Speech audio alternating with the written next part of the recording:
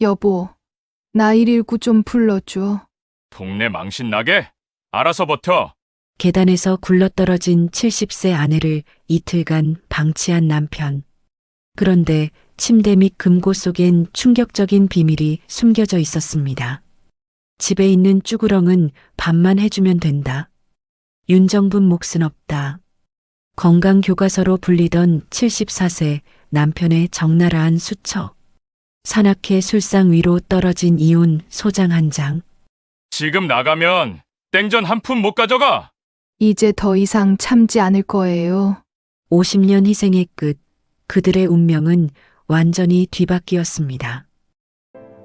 본문에 앞서 구독과 좋아요는 저희에게 큰 힘이 됩니다. 안녕하세요. 저는 70세 윤정분입니다. 남편 이경호는 74세, 동네에서 살아있는 건강교과서로 불리는 사람이었어요. 새벽 4시에 일어나 북한산을 오르고 아침마다 턱걸이 30개에 팔굽혀펴기 100개를 거뜬히 해내는 남편이었죠. 길 가는 사람들이 감탄할 때마다 남편은 어깨를 으쓱하며 자랑을 늘어놓곤 했어요. 자신의 건강이 집사람 덕분이라고 사골국이랑 더덕구이, 전복장으로 이 몸을 관리한다고 말이었죠. 하지만 그 말 속에 제 이름은 단 한 번도 나온 적이 없었어요. 저는 언제나 집사람일 뿐이었습니다. 실제 제 하루는 남편이 눈을 뜨기도 전인 새벽 3시 반에 시작됐어요. 핏물 뺀 소뼈를 다시 삶고 자연산. 더덕 껍질을 손톱으로 한 땀 한 땀 벗기고 마늘 한 바구니를 돌절구에 찧어내야 했거든요. 손가락 마디는 류머티즘으로 퉁퉁 부어 있었고 지문은 이미 닳아서 없어진 지 오래였어요. 매일 아침 4시 반이면 사골국 육수에서 하얀 김이 모락모락 피어올랐어요. 새벽에 8시간씩 고아낸 사골국은 남편이 등산 후 마시는 필수품이었거든요. 거기에 흑염소즙도 따로 끓여야 했고요. 겨울철에는 녹용주를 담가야 했고 여름철에는 장어탕을 직접 손질해서 끓여야 했어요. 남편은 밖에 나가서 파는 건 믿을 수 없다며 모든 걸 집에서 손수 만들길 원했거든요. 더덕은 자연산만 고집했어요. 껍질을 벗길 때 손톱으로 긁어내야 향이 제대로 난다면서 칼이나 숟가락을 쓰면 안 된다고 했죠. 그렇게 1시간씩 쪼그려 앉아 더덕을 다듬다 보면 허리가 끊어질 것 같았어요. 전복장을 만들 때는 전복을 하나하나 칫솔로 문질러 닦고 내장을 발라내고 간장 양념을 손수 만들어야 했어요. 그 모든 과정이 끝나면 새벽 6시가 넘어 있었죠. 남편이 등산을 마치고 돌아오는 시간은 아침 7시 반이었어요. 그때쯤이면 밥상이 완벽하게 차려져 있어야 했어요.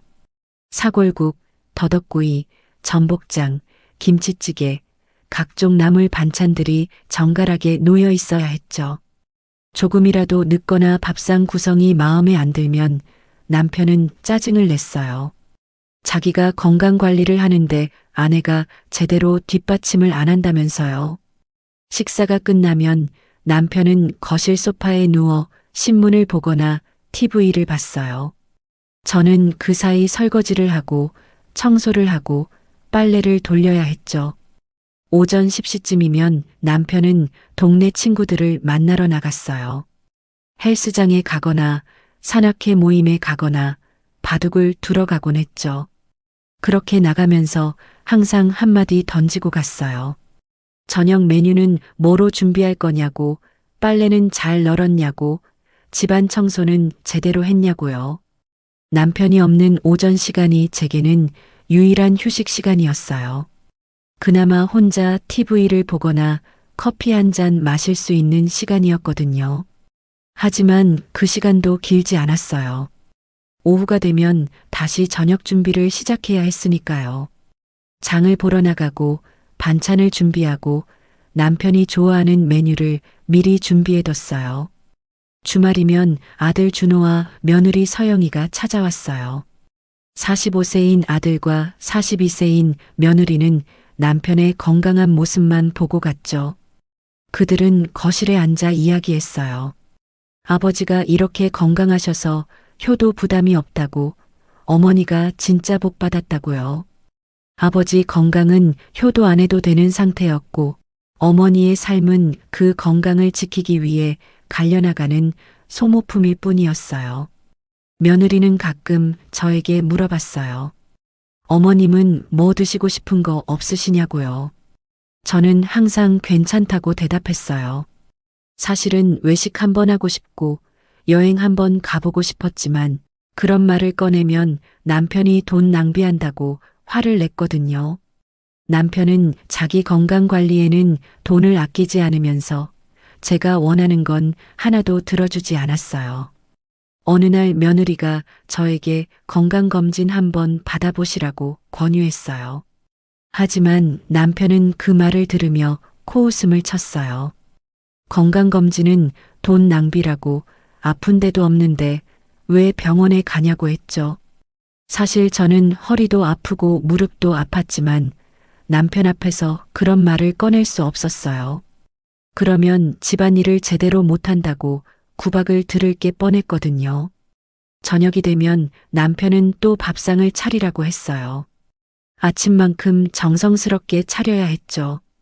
남편은 식사 중에도 계속 잔소리를 했어요. 반찬이 짜다, 싱겁다, 맛이 없다고요. 50년 동안 같은 손맛으로 해왔는데 갑자기 맛이 변할 리가 없었어요. 그냥 트집을 잡고 싶어서 그러는 거였죠. 밤 9시가 넘으면 남편은 자기 방으로 들어갔어요.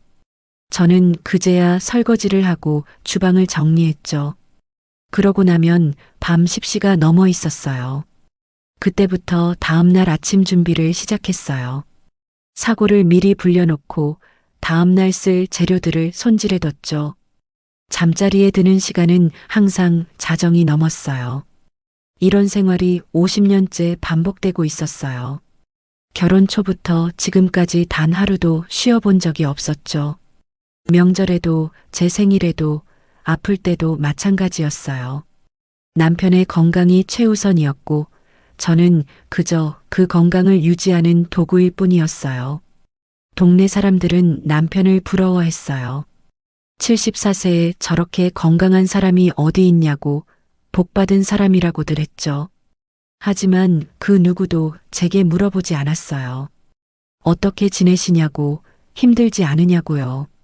저는 남편의 그림자 속에서 보이지 않는 사람이었어요. 어느 날 거울을 보다가 깜짝 놀랐어요. 거울 속 제 모습이 낯설었거든요. 주름투성이 얼굴에 움푹 꺼진 눈, 마르고 뼈만 남은 팔다리가 보였어요. 체중계에 올라가 보니 37kg이었어요. 언제부터 이렇게 말랐는지 몰랐어요. 밥을 차려놓고 남편이 먹는 걸 보면서 저는 남은 반찬으로만 끼니를 때웠거든요. 남편은 제 건강엔 관심이 없었어요. 오히려 살이 빠져서 보기 좋다고 했죠.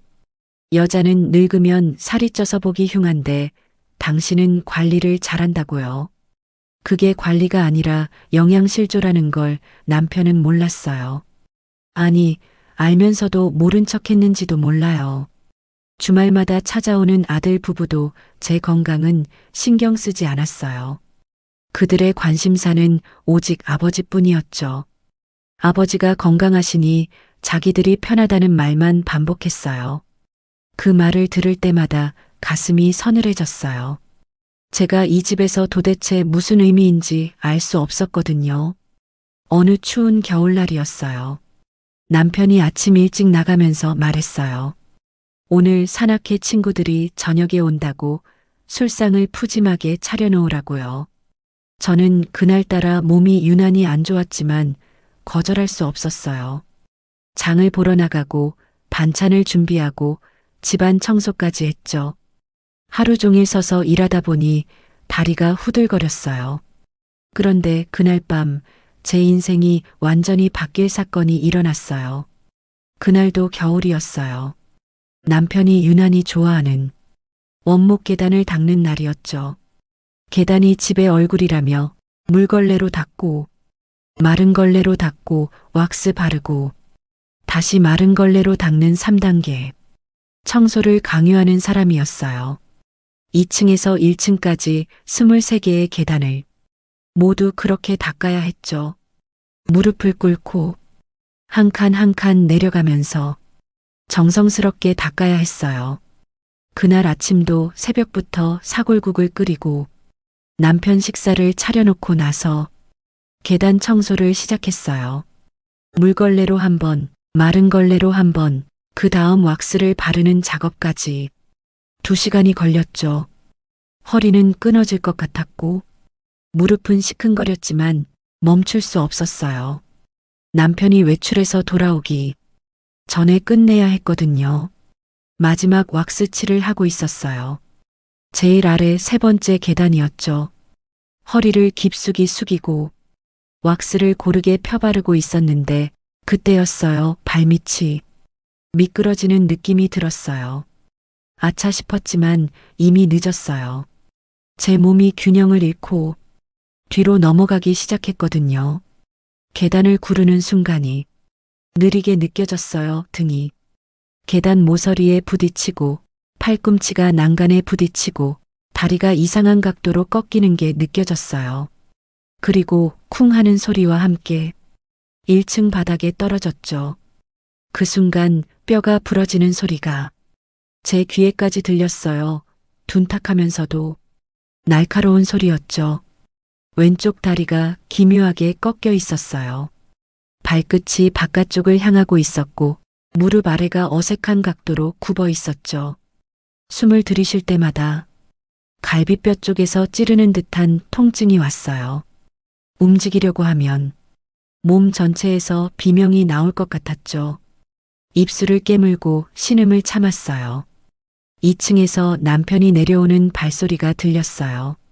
저는 간신히 목소리를 냈어요. 여보, 나 119 좀 불러줘요. 계단에서 굴러 떨어졌어요. 다리가 이상해요. 남편은 제 쪽을 보지도 않고 계단 난간부터 살폈어요. 손으로 난간을 쓸어내리며 흠집이 났는지 확인하더니 한숨을 내쉬었죠. 남편이 말했어요. 왁스를 잘못 발랐다고, 나무에 흠집이 났다고, 사람이 늙으면 조심을 해야 한다고요. 119는 무슨 119냐고 동네 망신 나게 하지 말라고 했어요. 저는 믿을 수 없었어요. 아내가 계단에서 굴러 떨어져 뼈가 부러졌는데 걱정하는 건 계단 난간이라니요. 남편은 신발을 신고 약국에 다녀왔어요. 파스 2장과 저렴한 연고를 제 발치 쪽에 툭 던져 놓았죠. 그러고는 말했어요. 오늘 산악회 회장단 모임이 있다고 2박 3일이라고 알아서 버티라고요. 그리고 문을 열고 나가더니 도어록 삑 소리가 울렸어요. 그 소리와 함께 집은 감옥이 되었어요. 첫날은 그나마 정신이 있었어요. 바닥에 누운 채로 천장을 바라보며 시간을 견뎠죠. 파스를 붙이려고 손을 뻗었지만 다리까지 닿지 않았어요. 움직일 때마다 통증이 밀려왔거든요. 연고 튜브만 손에 쥐고 있었어요. 냉기가 바닥에서 올라왔고 몸이 점점 차가워졌죠. 물이 마시고 싶었어요. 부엌은 거실 건너편에 있었는데 그곳까지 기어갈 수가 없었어요. 왼쪽 다리를 조금만 움직여도 뼈가 부딪히는 듯한 통증이 왔거든요. 입술이 바짝 말랐고 목구멍이 따가웠어요. 혀가 부어오르는 것 같았죠. 밤이 되자 추위가 더 심해졌어요. 난방은 꺼져 있었고 담요 하나 덮을 수 없었어요. 이불은 2층 침실에 있었으니까요. 저는 바닥에 누운 채로 몸을 웅크렸어요. 통증 때문에 잠을 잘 수도 없었죠. 시계만 바라보며 밤을 지새웠어요. 둘째 날이 되자 상황은 더 나빠졌어요. 소변을 참을 수 없었어요. 화장실까지 갈 수 없었고 더 이상 참을 힘도 없었죠. 결국 그 자리에서 소변이 새어나왔어요. 따뜻한 액체가 옷을 적시고 바닥으로 흘러내렸어요. 수치심이 밀려왔지만 어쩔 도리가 없었죠. 시간이 지나면서 몸에서 냄새가 나기 시작했어요. 소변 냄새와 땀 냄새, 그리고 뭔가 썩어가는 듯한 냄새가 섞여 있었어요. 숨을 쉴 때마다 그 냄새가 코를 찔렀죠. 저는 눈물을 흘렸어요. 이게 제 인생인가 싶었어요. 70년을 살아왔는데 이렇게 바닥에 누워 소변을 지리며 아무도 찾지 않는 사람이 되었다는 게 믿기지 않았어요. 머릿속으로 생각했어요. 내가 사람 만나 이 집에서 내 가치는 뭐였지? 밥 짓는 기계였을까? 청소하는 도구였을까? 남편의 건강을 위한 소모품이었을까? 50년 동안 새벽에 일어나 밥을 지었고 온갖 보양식을 만들었고 집안을 깨끗이 관리했는데 이게 제가 받을 대가였나요? 배도 고팠어요. 마지막으로 먹은 게 언제였는지 기억도 안 났죠. 어제 아침에 국 한 그릇 떠먹은 게 전부였던 것 같아요. 속이 쓰리고 머리가 어지러웠어요. 가끔 눈앞이 캄캄해지면서 의식이 흐려지기도 했죠. 핸드폰은 2층 침실 침대 위에 있었어요. 평소에 남편이 제가 핸드폰 쓰는 걸 싫어해서 침실에 두고 다녔거든요. 전화 한 통 걸 수 없었고 문자 한 통 보낼 수 없었어요. 누가 절 찾아올 리도 없었죠. 옆집 옥분 할머니는 이맘때 딸네 집에 가 있을 시간이었고 아들 부부는 주말에만 왔으니까요. 둘째 날 저녁이 되자 눈물도 말라붙었어요. 더 이상 울 힘도 없었고 그냥 천장만 바라보며 누워 있었죠. 이대로 죽는 건가, 이렇게 바닥에서 혼자 죽는 건가 하는 생각이 들었어요. 그렇게 몇 시간을 보냈는지 모르겠어요. 그때 현관 도어록이 띠리릭 소리를 냈어요. 문이 열리는 소리가 들렸고 누군가 들어오는 발소리가 났어요. 저는 고개를 돌려 현관 쪽을 바라봤죠. 들어온 사람은 남편이 아니었어요. 며느리 서영이었어요.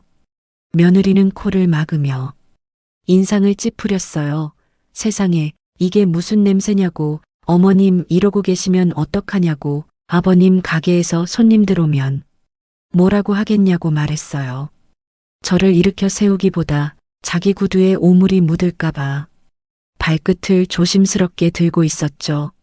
하지만 그 방문 덕분에 저는 119 구급대에 실려 병원에 도착할 수 있었어요.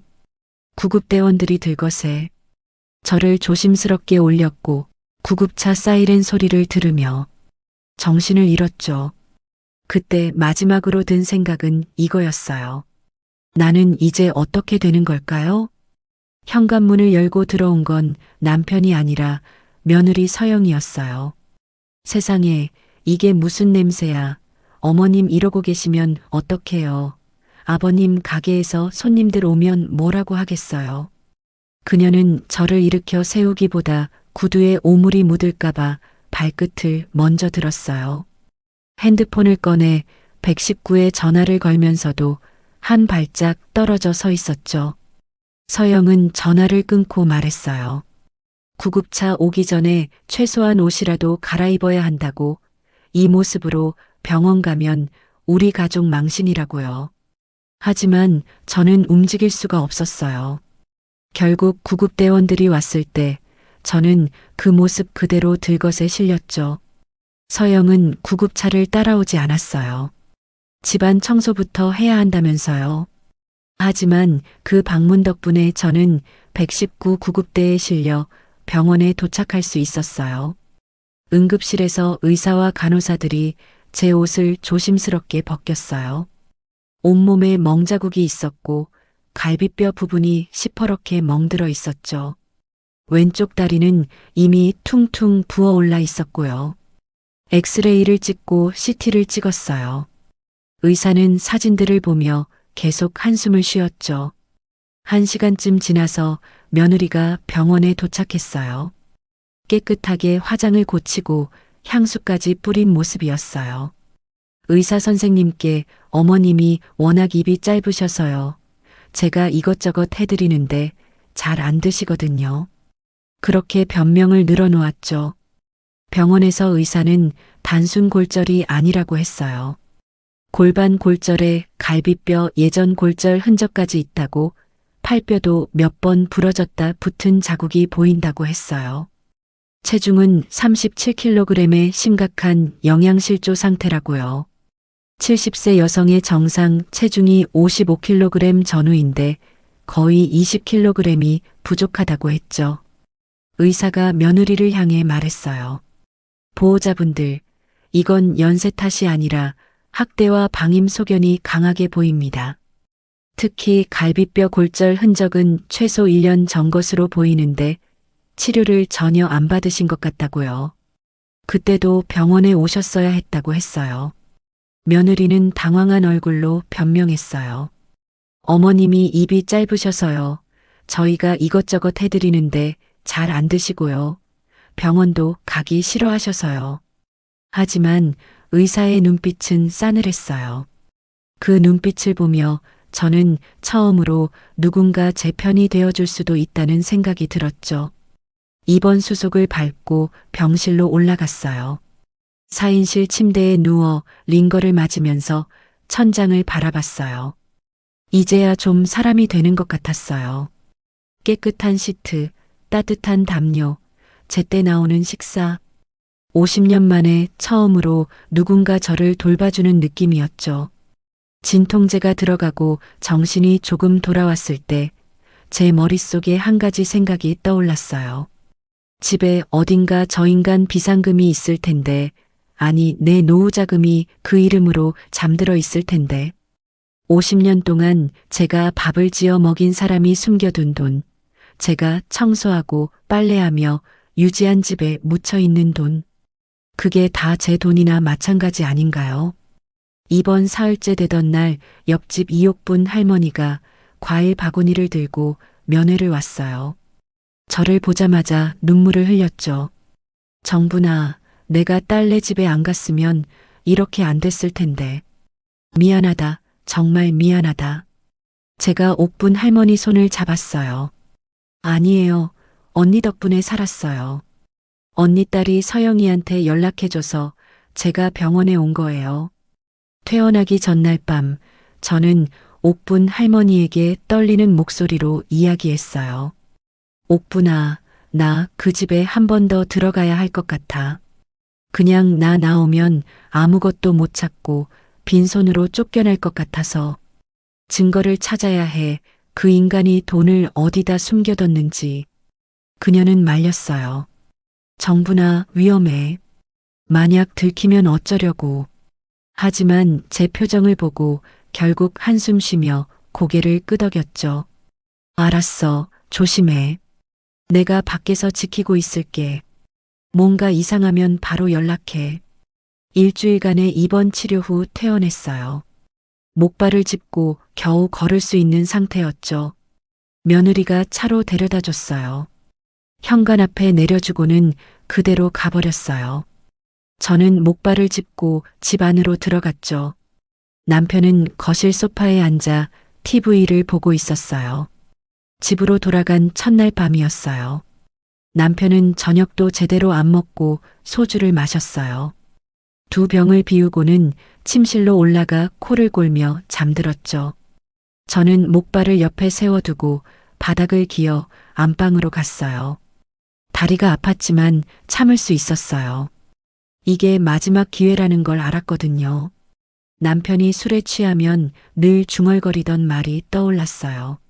내 보물상자는 침대 밑에 있으니까 아무도 못 건드려. 여자들은 절대 못 찾아. 그 말을 기억하고 있었죠.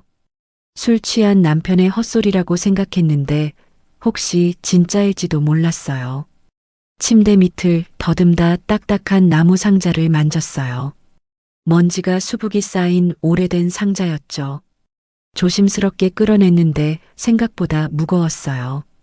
낡은 자물쇠가 달려 있었는데 녹이 슬어 있었죠. 힘껏 비틀자 툭 하고 부러져 나갔어요. 상자를 열었을 때 제 눈앞에는 현금 다발이 아니라 두툼한 봉투와 수첩 뭉치가 보였어요. 은행 봉투들이 차곡차곡 쌓여 있었고 영수증 다발들이 고무줄로 묶여 있었죠. 손이 떨렸지만 하나하나 꺼내서 살펴봤어요. 은행 입출금 내역서엔 이렇게 적혀 있었어요. 천지 건강원 500만 원, 자연산 장어집 300만 원, 지리산 백년 산양삼 협회 1천만 원. 남편이 건강을 위해 쓴 돈이었죠. 하지만 그건 시작일 뿐이었어요. 그 아래엔 다른 영수증들이 있었어요. 청담 XX룸 현금 결제 200만 원, 오 노래주점 도우미 팁 50만 원, 단란주점 150만 원. 날짜를 보니 최근 6개월 사이에 쓴 돈이었어요. 남편이 산악회 모임 간다고, 바둑 모임 간다고 나갔던 날들이었죠. 그리고 낡은 빨간 수첩이 나왔어요. 남편의 필체로 빼곡하게 적혀 있었죠. 오늘 XX다방 미스 김이 내 허벅지를 만지며 40대 같다 했다. 흑염소 힘인가. 할망구 냄새는 맡기 싫다. 그 글을 읽는 순간 온몸에 소름이 돋았어요. 다음 페이지를 넘겼어요. 집에 있는 쭈구렁은 밥만 해주면 된다. 내 진짜 인생은 밖에서 시작. 산악회 회장님이 소개해준 이는 정말 젊다. 이런 맛에 산다. 저는 쭈구렁이었어요. 50년 동안 밥 지어주는 쭈구렁. 마지막 페이지엔 이렇게 적혀 있었어요. 상속계획, 자식놈들 믿을 거 없다. 내 돈 3억은 내가 다 쓰고 죽을 거다. 집 팔아 실버타운 특실에서 살 거다. 윤정분 몫은 없다. 그 여자는 나 죽으면 알아서 굴러먹겠지. 제 가슴에서 뭔가 뜯겨나가는 느낌이었어요. 내가 이러려고 평생 찬밥 먹고 살았나? 이러려고 새벽 3시 반에 일어나 사고를 고았나?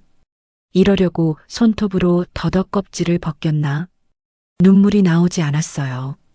그냥 텅 비어버린 기분이었죠. 그런데 이상했어요. 슬프거나 화가 나기보다는 오히려 마음 한구석이 시원해지는 느낌이었어요. 이제 더 이상 참지 않아도 되는 이유를 찾은 것 같았거든요. 제 상태가 심각하다는 말을 들은 사람은 가족이 아니라 옆집 이옥분 할머니였어요. 입원 중에 가장 자주 면회를 온 사람도 옥분 할머니였죠. 과일도 깎아주고 제가 화장실 갈 때 부축도 해주고 밤에 잠 못 이루면 손을 잡아주기도 했어요. 가족보다 더 가족 같았죠. 입원 닷새째 되던 날이었어요. 옥분 할머니가 면회를 왔다가 복도에서 아들과 며느리의 대화를 우연히 듣게 됐대요. 제가 검사를 받으러 간 사이 병실 밖 복도 벤치에 앉아 있는 아들 부부 옆을 지나가다가 들었다고 했어요. 아들이 며느리에게 말하더래요. 수술비에 간병인까지 하면 1,000만 원 깨지겠네. 아버지한테 돈 달라고 해야겠다. 엄마한테 괜히 헛소리해서 학대니 뭐니 문제 생기면 우리만 피곤해. 입단속 좀 시켜야지. 며느리도 거들었대요. 어차피 얼마 못 사실 텐데 병원비에 돈 쓰는 것도 아깝다고요. 옥분 할머니는 그 순간 주머니에서 스마트폰을 꺼내 녹음 버튼을 눌렀대요. 손이 떨렸지만 꾹 참고 끝까지 녹음했다고 했어요. 아들 부부는 계속 이야기했대요. 어머니 치료는 최소한으로만 하고 퇴원하면 집에서 알아서 지내시게 하자고요. 요양원은 돈이 너무 많이 든다고요. 옥분 할머니가 그 녹음 파일을 제 귀에 들려줬어요. 이어폰을 끼우고 재생 버튼을 눌렀는데 제 아들의 목소리가 또렷하게 들렸죠. 믿을 수 없었어요. 45년을 키운 아들이, 제 뱃속에서 나온 아들이 저를 그렇게 생각하고 있었다니요. 옥분 할머니가 제 손을 잡으며 말했어요. 정분아, 이제는 울면 안 된다. 울면 지는 거다. 이제는 준비해야 돼. 더 이상 당하고만 살면 안 돼. 저는 눈물을 닦으며 고개를 끄덕였어요. 네, 언니 말이 맞아요. 이제 더 이상 참지 않을 거예요. 그날 저녁 옥분 할머니는 자신의 아들을 데려왔어요. 최강훈 변호사라고 대형 로펌에서 일하는 가정법 전문 변호사라고 소개했죠. 40대 중반쯤 돼 보이는 깔끔한 인상의 남자였어요. 양복 차림으로 병실에 들어와서는 제게 정중하게 인사했어요. 강훈 변호사는 제 골절 사진과 진단서를 찬찬히 봤어요. 붕대 감긴 팔과 다리를 살펴보고 의사가 작성한 소견서를 읽어보더니 한숨을 쉬었죠. 이모님, 감정으로는 이길 수 없습니다. 하지만 증거는 많아요. 충분히 싸워볼 만합니다. 그는 노트북을 꺼내 체계적으로 설명했어요. 먼저 병원 진단서부터였죠. 골반 골절, 갈비뼈 예전 골절 흔적, 팔뼈 골절 자국, 체중 37kg, 심각한 영양실조. 의사가 학대와 방임 소견이라고 명시한 것도 중요한 증거라고 했어요. 특히 과거 골절 흔적이 치료받지 않은 채 방치됐다는 점이 결정적이라고요. 제가 침대 밑에서 찾아낸 것들도 이야기했어요. 금고에서 발견한 건강원 영수증, 유흥업소 영수증, 남편이 쓴 수첩, 비밀 3억 언급한 상속 계획서. 강훈 변호사는 눈빛이 달라지더니 말했어요. 이건 결정타입니다. 특히 수첩 내용은 남편 측 인격을 완전히 무너뜨릴 수 있어요. 그리고 이웃이 녹음한 자식들 대화도 중요하다고 했어요. 아들이 직접 입단속 시키겠다고 한 것, 병원비 아깝다고 한 것, 모두 방임과 학대를 뒷받침하는 증거라고요. 법정에서 이런 녹음 파일은 강력한 효력을 발휘한다고 했죠. 강훈 변호사가 정리해서 말했어요. 이 정도면 황혼 이혼의 재산 분할의 위자료까지 모두 가능하고 심하면 남편 쪽 재산 대부분을 묶어둘 수 있습니다. 집과 예금을 가압류하고 남편이 돈을 빼돌리지 못하게 선제 조치를 취할 수 있어요. 이혼 소송은 최소 6개월에서 1년 정도 걸리는데 그동안 재산을 보호하는 게 중요하다고 했죠. 그런데 강훈 변호사가 한 가지를 더 주문했어요. 지금 바로 들고 나오면 안 됩니다. 아버님이 눈치채고 돈을 빼돌릴 겁니다.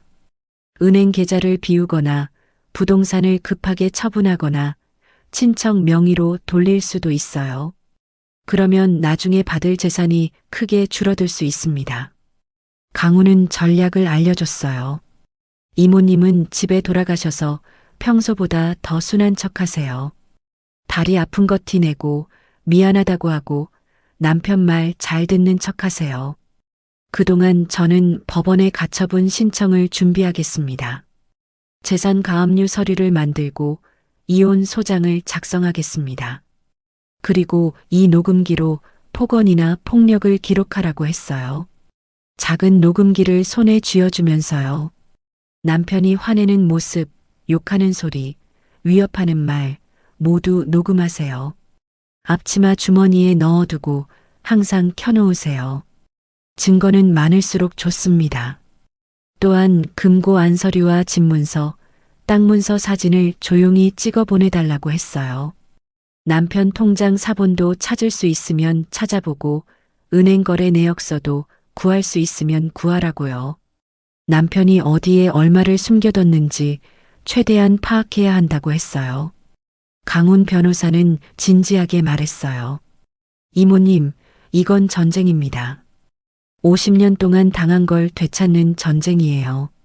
감정에 흔들리지 마시고 차분하게 증거를 모으세요. 제가 법적으로 완벽하게 준비할 테니 이모님은 현장에서 증거를 확보해 주세요. 저는 녹음기를 꼭 쥐고 물었어요. 강훈 씨, 제가 이길 수 있을까요? 50년 동안 참고 살았는데 이제 와서 싸워도 될까요? 너무 늦은 건 아닐까요? 강훈은 제 눈을 똑바로 보며 대답했어요. 늦은 게 아닙니다. 이제 시작입니다. 70세든 80세든 자기 권리를 찾는데 늦은 나이는 없어요. 옥분 할머니도 거들었어요. 정분아, 나도 도와줄게. 내가 매일 내 집 앞을 지나다니면서 지킬게. 혹시라도 위험하면 바로 경찰 부를게. 우리 함께 싸우자. 저는 두 사람의 손을 잡았어요. 고맙습니다. 정말 고맙습니다. 퇴원하는 날 강훈 변호사가 다시 왔어요. 마지막으로 당부했죠. 이모님 기억하세요. 참는 게 아니라 모으는 겁니다. 증거와 기회를요. 남편이 폭언할 때 울지 마시고 녹음하세요. 남편이 화낼 때 무서워하지 마시고 기록하세요. 그게 이모님의 무기가 될 겁니다. 그는 명함을 건네며 말했어요. 24시간 연락 가능합니다. 위험하면 언제든 전화하세요. 제가 바로 달려가겠습니다. 그리고 2주 후에 제가 다시 연락드릴게요. 그때쯤이면 이혼 소장과 가압류 서류가 준비될 겁니다. 집으로 가는 택시 안에서 저는 앞치마 주머니에 손을 넣었어요. 작은 녹음기가 만져졌죠. 이게 제 무기구나 생각했어요. 50년 동안 맨손으로 살았는데 이제는 무기가 생긴 거죠. 더 이상 무방비 상태가 아니었어요. 현관문을 열고 들어갈 때 마음을 다잡았어요. 이제부터 연기가 시작이다. 순한 아내, 착한 아내, 말 잘 듣는 아내를 연기해야 한다. 그게 마지막 연기가 될 거라고 스스로 다짐했어요. 이 연기가 끝나면 저는 자유로워질 거라고요. 남편은 거실 소파에서 TV를 보고 있었어요. 저를 보더니 인상을 찌푸렸죠. 야, 빨리 들어와. 밥은 언제 줄 거야? 병원에서 편하게 누워 있다 왔으면 이제 일 좀 해야지. 저는 목발을 짚으며 고개를 숙였어요. 네, 곧 준비할게요. 그러면서 앞치마 주머니의 녹음기 버튼을 살짝 눌렀죠. 녹음이 시작됐어요. 이제부터는 참는 게 아니라 모으는 겁니다. 증거와 기회를요. 퇴원 후 집으로 돌아온 첫날, 남편은 변한 게 없었어요. 현관문을 열고 들어가자마자 소파에 앉아있던 남편이 소리쳤죠. 야, 밥 줘라. 병원에서 누워있다 와서 힘 좀 썼겠네. 살림은 내가 해야지. 이게 집에 돌아온 아내를 맞이하는 첫 마디였어요. 목발을 짚고 서 있는 제 모습을 보고도 그는 소파에 누워 리모컨만 눌렀어요. TV 채널을 돌리면서 혀를 차더니 말했죠. 냉장고에 반찬도 없고 집안도 엉망이네. 일주일 비웠다고 이 모양이야. 빨리 정리 좀 해. 앞치마 주머니에 손을 넣어 녹음기를 켰어요. 버튼을 누르는 순간 마음이 조금 안정됐죠. 이제 이 사람의 모든 말이 증거가 되는 거니까요. 저는 강훈 변호사의 말대로 연기를 시작했어요. 미안해요. 내가 겁이 많아서 제대로 못 움직이겠네요. 그래도 당신 드실 반찬은 열심히 해볼게요. 다리가 아파도 조금씩 움직이면 되니까요. 최대한 순하고 약한 목소리로 말했어요. 남편은 만족한 듯 웃으며 말했죠. 그래, 여자는 그 맛에 사는 거지. 나 건강하니까 너도 좋은 거야. 내가 아프면 내가 더 고생이야. 지금이라도 정신 차리고 잘해. 알았지. 저는 고개를 끄덕이며 부엌으로 향했어요. 목발을 짚고 걷는 게 힘들었지만 참았죠. 그날부터 일주일 동안 완벽한 순종의 연기를 했어요. 남편이 밥 달라면 바로 차렸고 청소하라면 다리 아픈 것도 참고 했어요. 남편이 화를 낼 때마다 녹음기는 앞치마 주머니에서 돌아가고 있었죠. 매일 밤 강훈 변호사에게 파일을 전송했어요.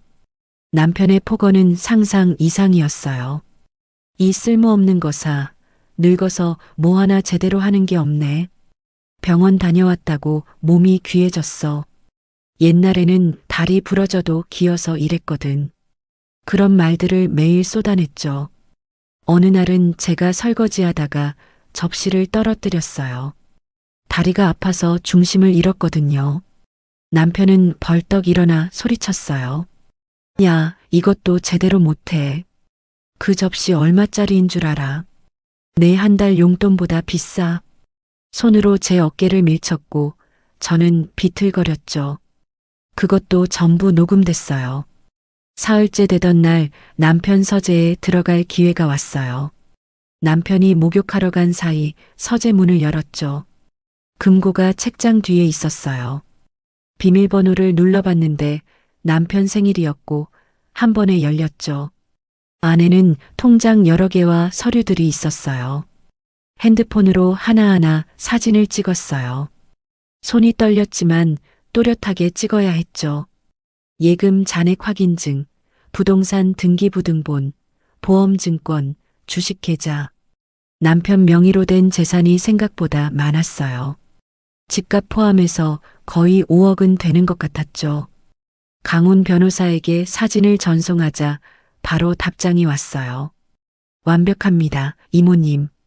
이 정도면 재산 규모 파악이 끝났어요. 이제 곧 소장을 접수하겠습니다. 조금만 더 힘내세요. 그 문자를 보며 눈물이 났어요. 끝이 보이는 것 같았거든요. 며칠 뒤 남편이 말했어요. 이번 주 토요일에 산악회 친구들 집으로 부른다. 5명 온다. 안주 상 차리자. 내 체면 좀 세워줘라. 건강한 남편 뒤에 현숙한 아내가 있다는 걸 보여줘야 한다고 했죠. 다리가 부러진 아내에게 술상을 차리라는 말이었어요. 이전에 저라면 속으로만 울었겠지만 그날의 저는 속으로 계산을 했어요. 그래, 사람들 앞에서 당신 민낯을 까야겠지. 이게 마지막 술상이 될 거야. 오히려 더 완벽하게 준비해야겠다고 생각했죠. 강훈 변호사에게 전화했어요. 토요일 저녁 7시에 남편 친구들이 옵니다. 그때 소장을 배달해 주실 수 있나요? 강훈은 웃으며 대답했죠. 완벽한 타이밍입니다. 제가 법원 집행관과 함께 가겠습니다. 그리고 저도 함께 들어가겠습니다.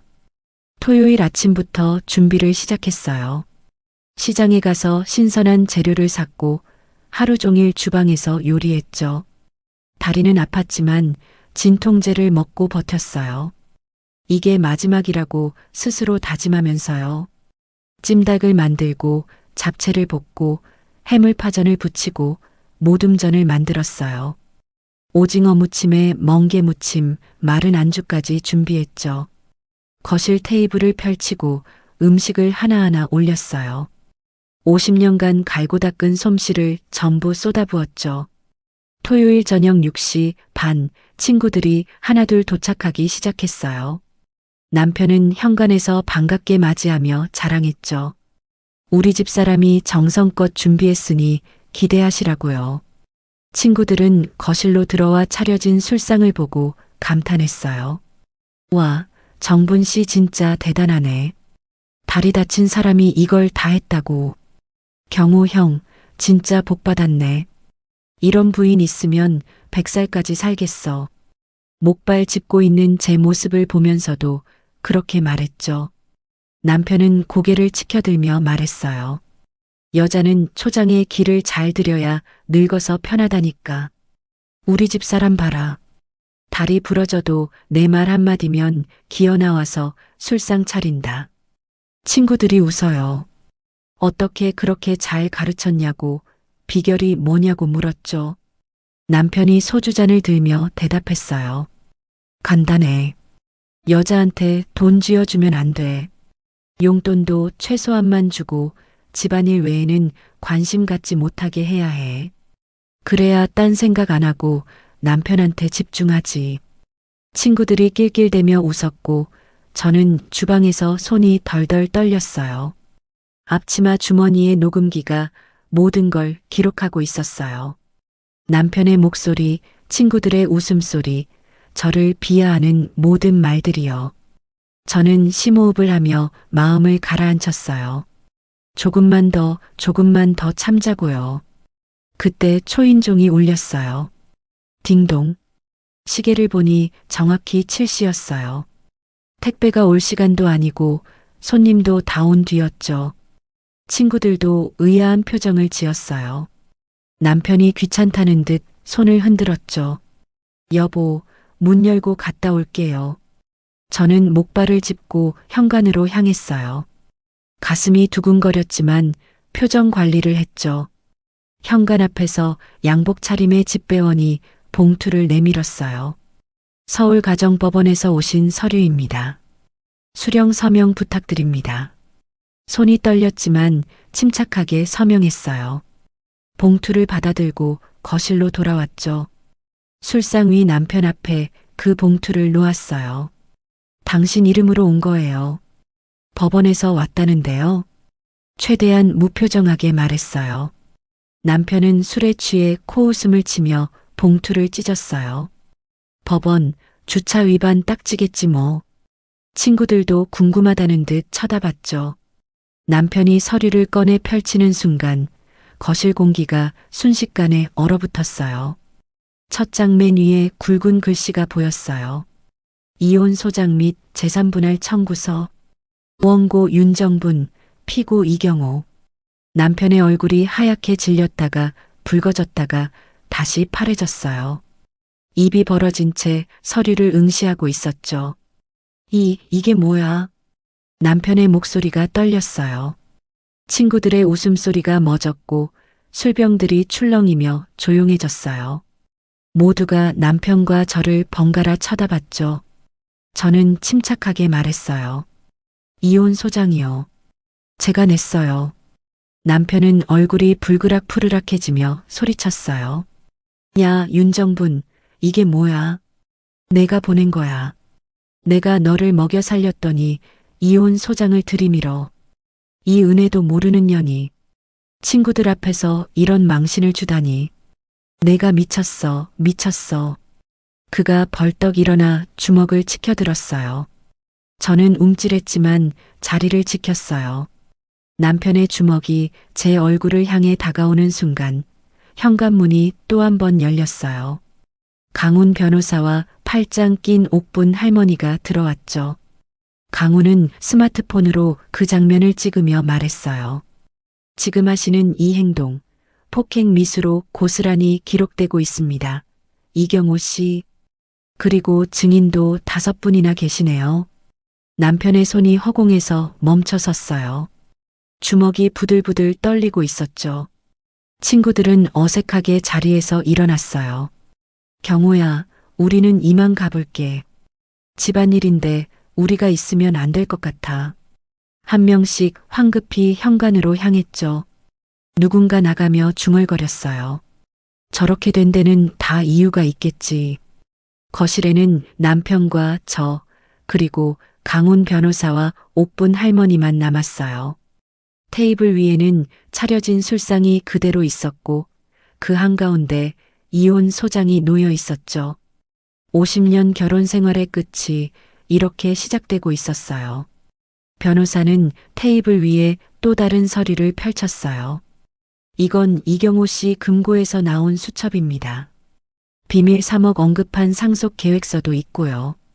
유흥업소와 건강원에 수천만 원 쓴 내역도 전부 있습니다. 그리고 3년 전 작성된 이혼 합의서 초안까지요. 서류를 한 장 한 장 테이블에 놓으며 설명했어요. 특히 수첩 내용을 읽기 시작했어요. 집에 있는 쭈구렁은 밥만 해주면 된다. 내 진짜 인생은 밖에서 시작. 할망구 냄새는 맡기 싫다. 강훈 변호사의 목소리가 거실에 울려 퍼졌고 남편의 얼굴은 점점 더 창백해졌죠. 친구들의 표정이 하나둘씩 굳어졌어요. 아직 나가지 않고 현관 쪽에 서 있던 친구 한 명이 말했죠. 야, 경호야 진짜야. 3억 비자금이랑 기집애들한테 돈 쓴 거. 우리는 내가 집사람한테 잘한다고 생각했는데. 또 다른 친구가 고개를 저으며 나갔어요. 남편은 더듬거리며 부정하려 했어요. 이건 오해야. 내가 언제 그랬어. 그건 농담으로 쓴 거고. 하지만 이미 길은 정해져 있었어요. 강훈 변호사는 더 많은 서류를 꺼냈죠. 은행 거래 내역서, 노래주점 영수증, 단란주점 카드 결제 내역까지 전부였어요. 옥분 할머니가 저를 향해 손을 내밀었어요. 정분아, 이제 가자. 더 이상 여기 있을 필요 없어. 저는 그 손을 잡았어요. 50년 만에 처음으로 이 집을 제 의지로 떠나는 순간이었죠. 목발을 짚고 한 걸음 한 걸음 현관을 향해 걸었어요. 그날 이후 저는 옥분 할머니 손을 잡고 그 집을 나왔어요. 남편이 뒤에서 소리쳤죠. 야, 윤정분, 지금 나가면 땡전 한 푼 못 가져가는 줄 알아. 다시 못 들어와. 듣고 있냐? 내가 뭘 할 수 있는데. 50년 빌부터 산 주제에. 남편의 고함이 등 뒤에서 쏟아졌지만 저는 돌아보지 않았어요. 옥분 할머니 집 작은 방에서 그날 밤을 보냈죠. 창밖으로 제가 50년 살았던 집이 보였어요. 불이 켜진 2층 창문을 바라보며 생각했어요. 이제 저 안에 저는 없구나. 다음 날부터 강훈 변호사는 본격적으로 움직이기 시작했어요. 재산 가압류 신청이 받아들여졌고 남편 명의의 집과 예금 계좌가 모두 동결됐죠. 남편은 은행에 가서야 그 사실을 알았다고 해요. 카드도 정지되고 통장도 못 쓰게 되자 그제야 사태의 심각성을 깨달았대요. 남편은 아들에게 전화했어요. 준호야, 내 엄마가 미쳤어. 나한테 이혼 소장을 보냈어. 집이랑 돈이 다 묶였어. 너라도 어머니 좀 말려봐. 하지만 아들은 냉담했대요. 아버지가 어머니한테 잘못한 거 아니에요. 저는 개입 안 할게요. 재판 준비 기간 동안 저는 옥분 할머니 집에 머물렀어요. 작은 방이었지만 편안했죠. 아침에 일어나도 사골국을 끓일 필요가 없었고 누군가 소리치지 않았어요. 저는 그제야 깨달았어요. 이게 평화구나. 이게 쉼이구나. 강훈 변호사는 일주일에 한 번씩 찾아와 진행 상황을 알려줬어요. 상대 측 변호사가 합의를 제안했다고 하지만 우리 조건에 훨씬 못 미친다고 했죠. 끝까지 가겠다고 했어요. 이모님이 받아야 할 걸 다 받아야 한다고요. 재판은 3번 열렸어요. 첫 번째 재판에서 남편을 마주쳤을 때 심장이 두근거렸어요. 하지만 강훈 변호사와 옥분 할머니가 양옆에 있었죠. 남편은 초라한 모습이었어요. 양복도 구겨져 있었고 얼굴은 헬쑥했어요. 두 번째 재판에서는 증거들이 제출됐어요. 병원 진단서, 골절 사진, 녹음 파일, 수첩 내용, 유흥업소 영수증. 판사는 서류들을 꼼꼼히 살펴보며 남편 측 변호사에게 물었어요. 이 부분에 대해 반박할 증거가 있습니까? 남편 측은 제대로 대응하지 못했죠. 세 번째 재판에서 판사는 판결문을 낭독했어요. 1년 뒤 재판 결과는 명확했어요. 남편의 폭력, 방임, 재산 은닉, 외도 모두 인정됐죠. 재산 분할은 60%, 위자료 5천만 원, 집과 예금은 가압류 후 제 몫으로 배분됐어요. 판사는 말했어요. 피고는 50년간 원고를 도구처럼 대했고 원고의 건강과 인권을 무시했습니다. 원고가 평생 기여한 부분을 고려할 때 60% 재산 분할은 합당하다고 판단됩니다. 저는 그 말을 듣고 눈물을 흘렸어요. 누군가 제 편이 되어준다는 게 이렇게 벅찬 일인지 처음 알았어요. 3층 양옥집은 경매로 넘어갔어요. 낙찰가는 4억 2천만 원이었고 그중 절반 이상이 제 몫이었죠. 남편 명의의 예금 대부분이 제 통장으로 들어왔어요. 처음 통장 잔액을 확인했을 때 믿기지 않았어요. 3억이라는 숫자가 제 이름 옆에 찍혀 있었거든요. 이경호는 그 소식을 들은 날 밤 집에서 술을 마셨대요. 건강식이 아닌 값싼 소주를 병째 마시고 정체불명의 약을 한꺼번에 털어 넣었다고 해요. 아마도 수면제나 진통제였을 거예요. 그러다 뇌졸중으로 쓰러졌죠. 이틀 뒤 카드 결제 정지를 확인하러 온 아들 부부에게 발견됐어요. 바닥에 쓰러져 있는 남편을 발견한 건 며느리였대요. 119에 신고했지만 이미 골든타임은 지나 있었죠. 진단은 냉혹했어요. 생명에는 지장은 없지만 오른쪽 마비와 언어장애는 평생 갈 가능성이 크다고 했어요. 병원에서 연락이 왔을 때 저는 면회를 거절했어요. 강훈 변호사가 가지 않아도 된다고 했거든요. 이미 이혼이 확정됐고 남편은 이제 남이었으니까요. 아들 준호는 저한테 전화했어요. 어머니, 아버지가 쓰러지셨어요. 하지만 저는 침착하게 대답했죠. 그건 내 아버지 일이야. 나는 이제 상관없어. 아들 준호는 서늘한 목소리로 말했어요. 아버지, 집이랑 땅은 어머니 쪽으로 넘어갔다고 합니다. 남은 건 병원비랑 빚뿐이에요. 저희도 애들 키우고 가게 돌리기 바빠서 아버지까지 책임질 여력은 없습니다.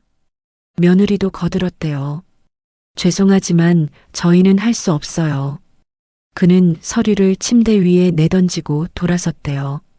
요양원에 모실 테니 그쪽에서 알아서 하세요. 기초생활수급자 신청하면 정부 지원 나올 거예요. 아들이 나가는 뒷모습을 남편은 그저 바라만 볼 수밖에 없었겠죠. 말도 제대로 못하는 상태였으니까요. 1년이 더 흘렀어요. 경기도 변두리의 한 실버타운, 가장 저렴한 6인실 구석 침대에 이경호가 누워있다고 들었어요.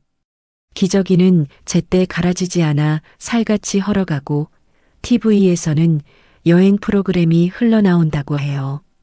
저는 그 이야기를 옥분 할머니한테 들었어요. 할머니 아들인 강훈 변호사가 우연히 그 요양원에 다른 의뢰인 면회 갔다가 봤다고 했죠. 제 전 남편이 침대에 누워 천장만 바라보고 있더래요. 눈물이 흐른 자국이 있었지만 닦아줄 사람은 없었다고요. 그 무렵 저는 제주도에 있었어요. 옥분 할머니와 함께 3박 4일 여행을 간 거였죠. 제주도 유채꽃밭, 푸른 바다, 웃음소리가 가득한 풍경 속에서 저는 선글라스를 끼고 스카프를 멋지게 둘렀어요. 71세의 제가 이렇게 자유로울 수 있다는 게 믿기지 않았죠. 여행지에서 우연히 만난 유튜버가 인터뷰를 요청했어요. 시니어 여행 콘텐츠를 만든다면서요.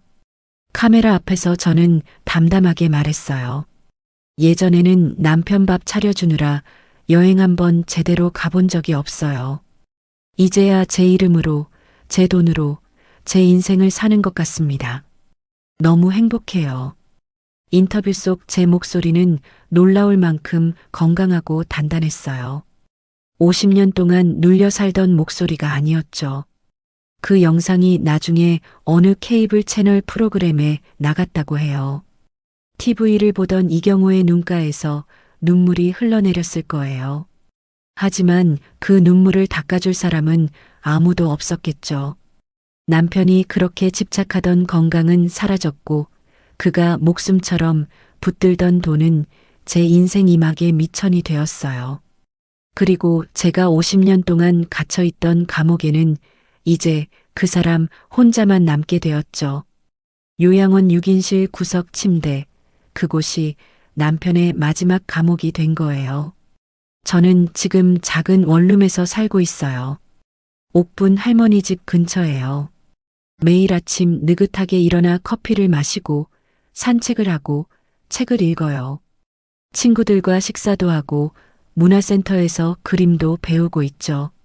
70년 인생에서 가장 행복한 시간을 보내고 있어요. 여러분께 묻고 싶어요. 참는 게 미덕인가요? 아니면 용기 내는 게 미덕인가요? 늦었다고 생각할 때가 가장 빠른 시작이라는 말, 저는 71세에 깨달았어요. 여러분의 인생도 아직 늦지 않았어요.